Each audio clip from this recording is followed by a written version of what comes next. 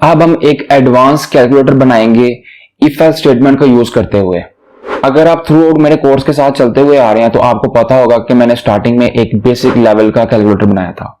उसमें क्या किया था हमने कि दो इनपुट्स ली थी यूजर से नंबर्स की, और उनके दरमियान हम ऑपरेशन परफॉर्म करवाते थे, डिवीजन का, मल्टीप्लिकेशन का, एडिशन का, सब्ट्रैक्शन का। आज भी हम वही काम करेंगे कि दो नंबर्स लेंगे यूजर से, लेकिन यहां पे हम एडिशन क्या करेंगे, तीसरी चीज की, कि हम ऑपरेशन परफॉर्म करवाने के लिए भी यूजर से इनपुट लेंगे कि आपने कौन सा ऑपरेशन परफॉर्म करवाना है इन दोनों नंबर्स के दरमियान।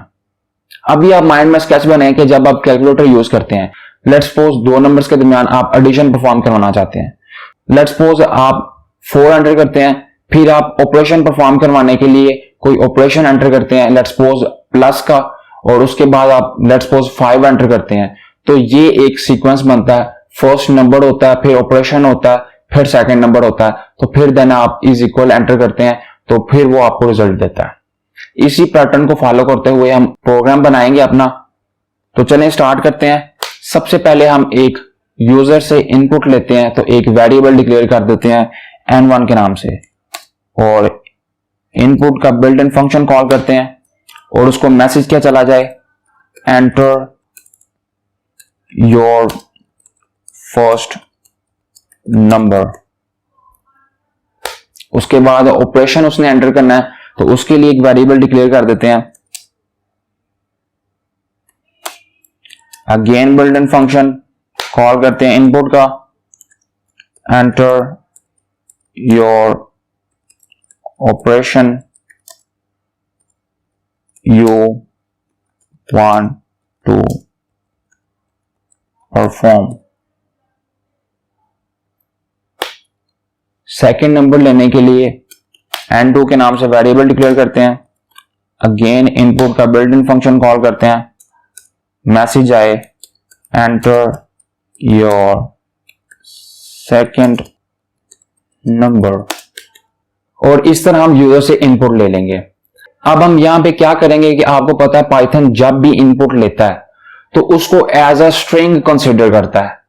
अब यहां पे यूजर नंबर वैल्यू देगा, लेकिन पाइथन उसको कंसीडर करेगा कि ये स्ट्रिंग है, तो इस तरह इनके दरमियान ऑपरेशन परफॉर्म नहीं हो सकता।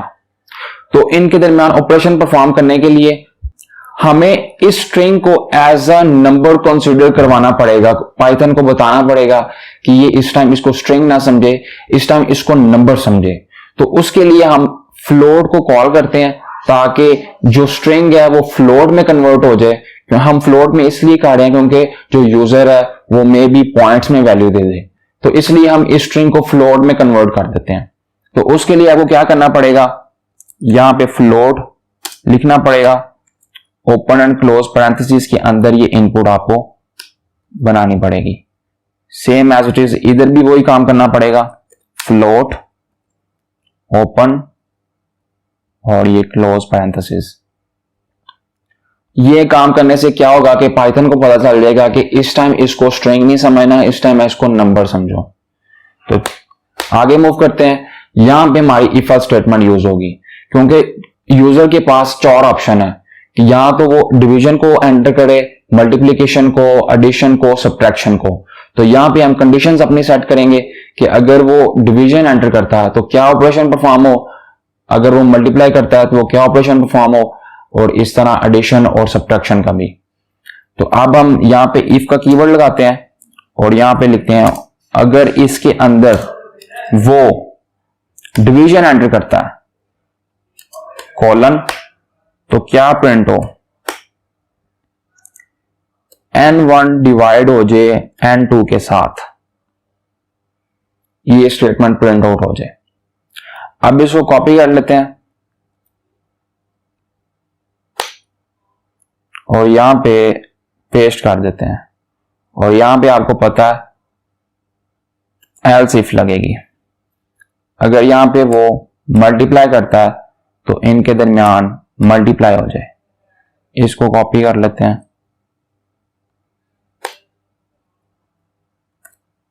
Paste paste. अगर वो एडिशन देता है तो इनके दरमियान एडिशन हो जाए, अगर वो सब्ट्रैक्शन देता है तो इनके दरमियान सब्ट्रैक्शन हो जाए। अब हमारे पास 4 कंडीशन सेट हो गई हैं।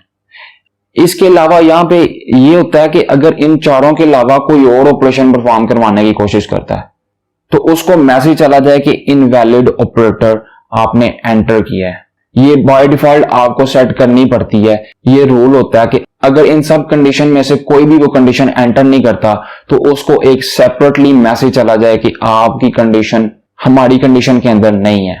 तो इन दैट केस आपका ऑपरेटर हमारे ऑपरेशन के अंदर नहीं है। तो उसके लिए आपको एल्स स्टेटमेंट लगानी पड़ती है, कॉलन, और यहां पे उसको मैसेज चला जाए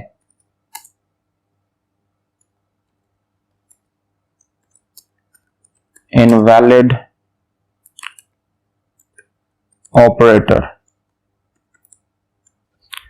अब ये हमारा कैलकुलेटर बिल्कुल तैयार हो गया है और अब इसको रन करते हैं।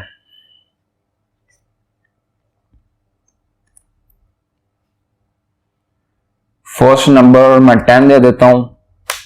सेकंड पे उसने पूछा कि आप कौन सा ऑपरेशन परफॉर्म करवाना चाहते हैं।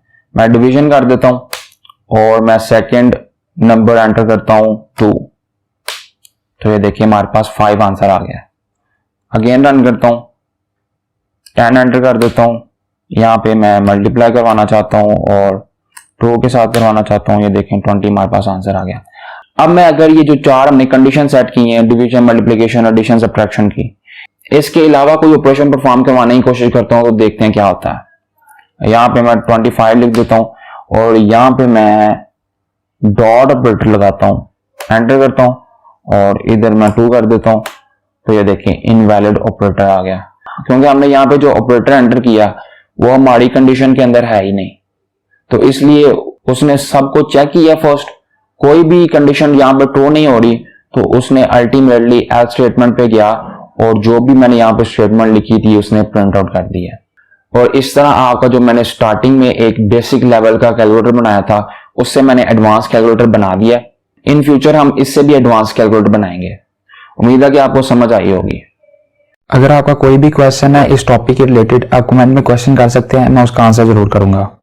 अगर आपको इस वीडियो में कुछ भी सीखने को मिला है या ये वीडियो आपको सीखने लायक लगी है तो मेरे चैनल को जरूर सब्सक्राइब करें और बेल आइकन को लाजमी प्रेस करें। आपको मेरे साथ कांटेक्ट करने के सोशल लिंक डिस्क्रिप्शन में मिल जाएंगे। तो मिलते हैं नेक्स्ट वीडियो में।